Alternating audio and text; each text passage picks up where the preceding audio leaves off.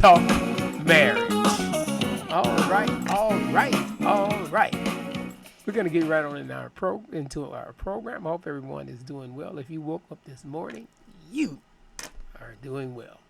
All right, we're gonna get right into our program. Our program today is we simply going to be honoring our fathers on today because we just came out of Mother's Day and we're heading into the month of June, which is the month that Father's Day is normally celebrated. So we're going to be talking about fathers today and how they, as fathers, seem to always have a bad rep. I don't know if you ever realize when you watch a commercial, they always make the father look like some kind of idiot. He never knows what he's doing. He's always messing up, and the wife comes to his rescue, or even the kids come to his rescue. It just make him look foolish. But we're going to talk about fathers. We're going to give them, because they're getting a bad rep, so we want to make sure that they get a good rep, leading up to Father's Day. And first of all, the first thing I want to say is fathers are not perfect. So if you're expecting a perfect father that's this and that and the other, you are not going to get him. Get it.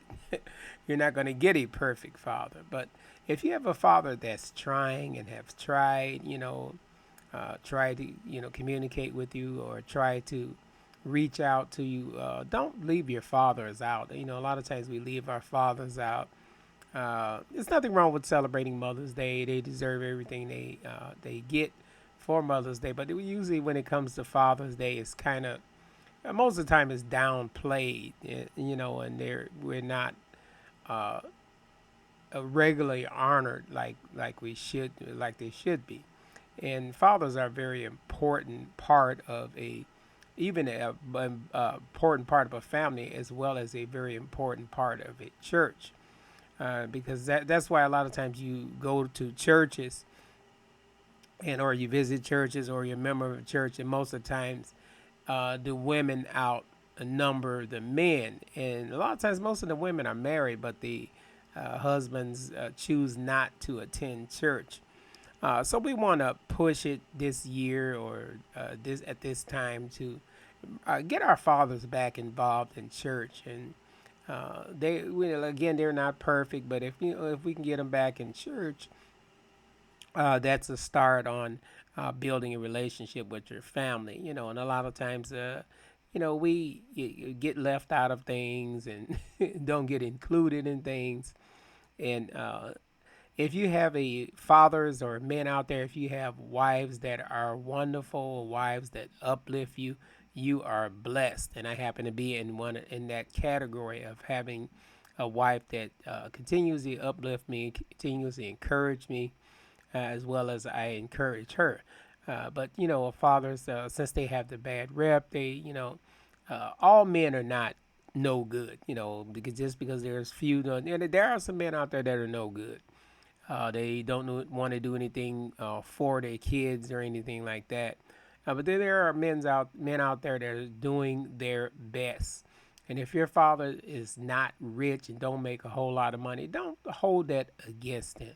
Long as he's there for you, long as he's got your back, long as he encourages you, that's all that matters. And a lot of times, especially with the new generation, they want everything, the latest thing, all the latest gadgets and clothing and things like that.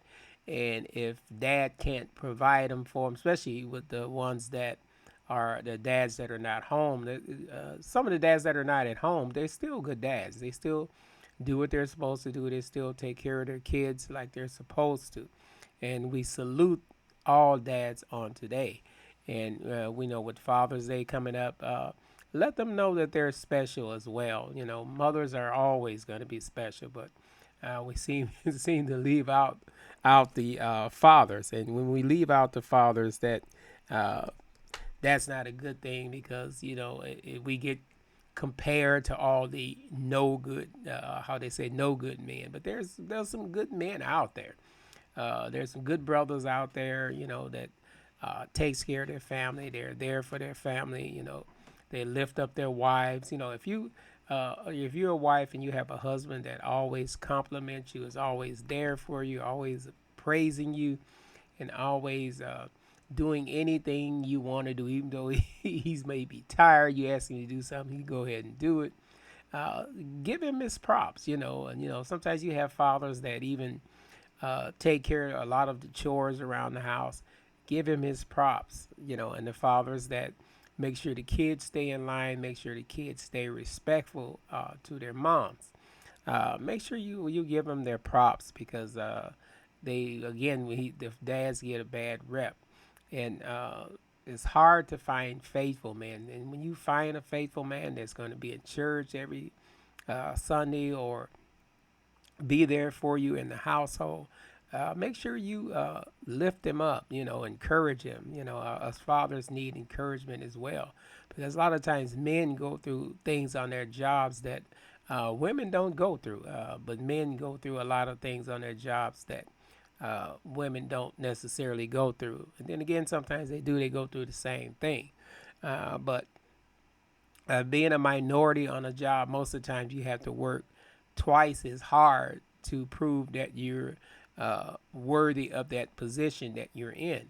And a lot of times the minority men are looked down upon, they're cast aside, and then they don't need that when they come home.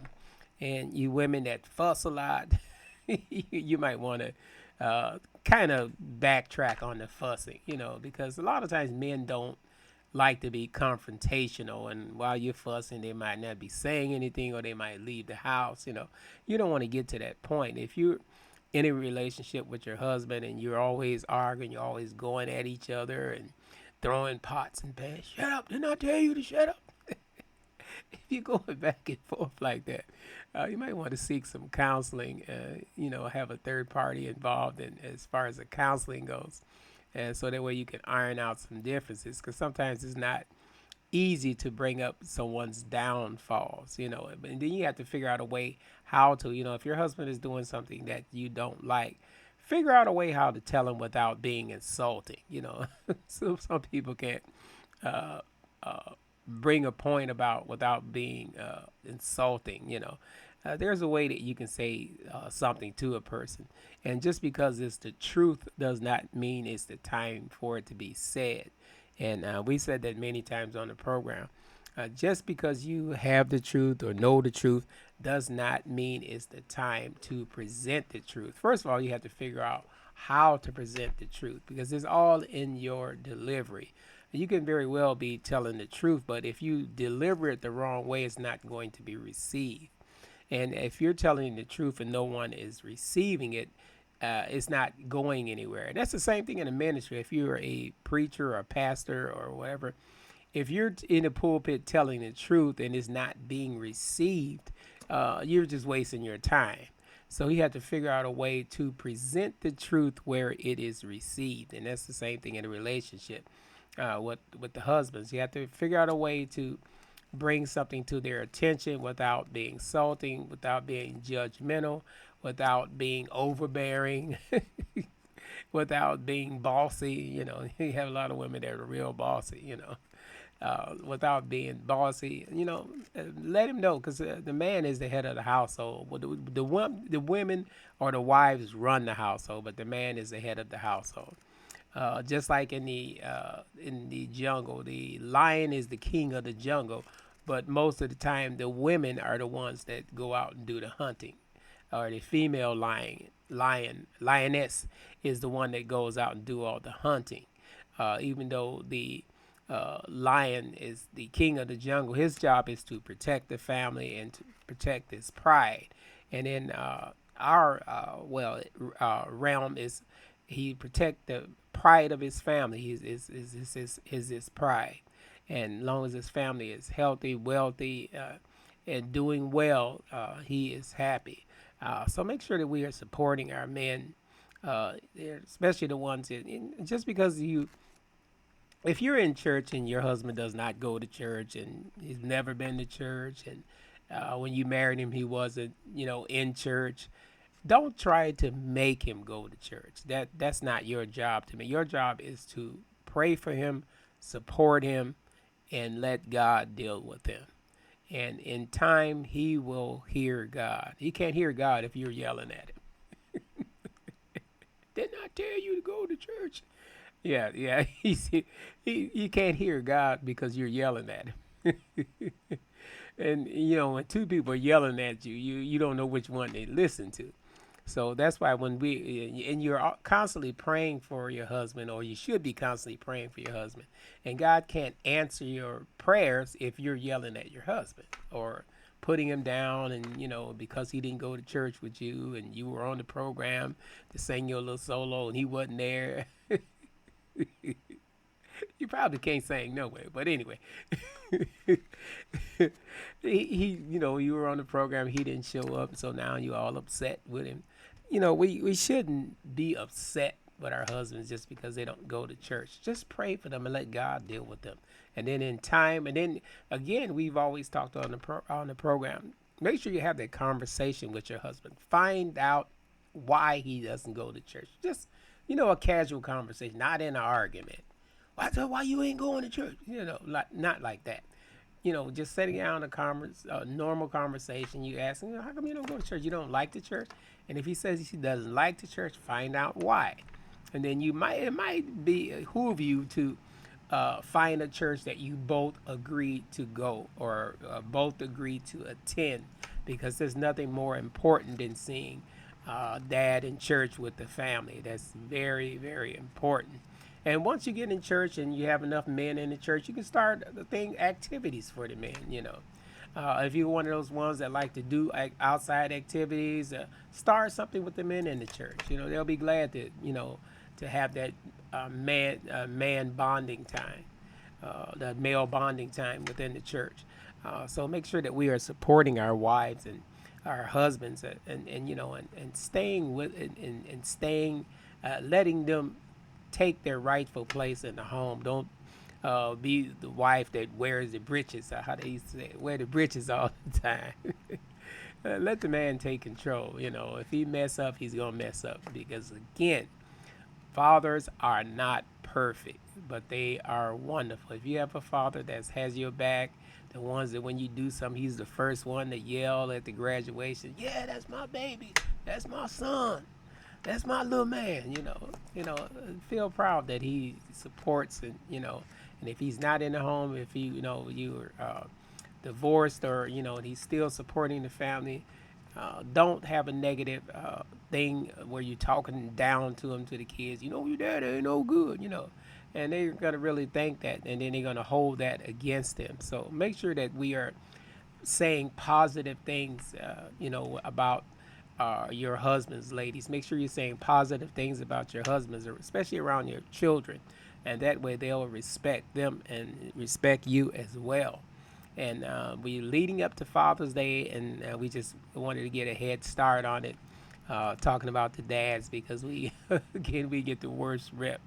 Even in movies and TV commercials, they always look like the idiot.